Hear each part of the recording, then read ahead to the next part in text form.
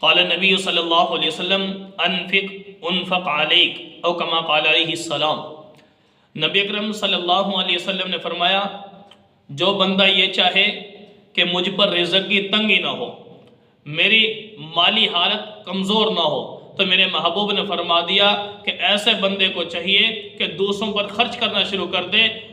بندے اللہ تجھ پر کبھی رزق کی تنگی نہیں دیں گے۔ جب بندے تو دوسروں کا حق کھانا شروع کر دے گا تو اللہ تعالیٰ تیرا حق تو سے روک لیں گے، دیں گے ضرور، تنگی کے ساتھ دیں گے، مشقت کے ساتھ دیں گے۔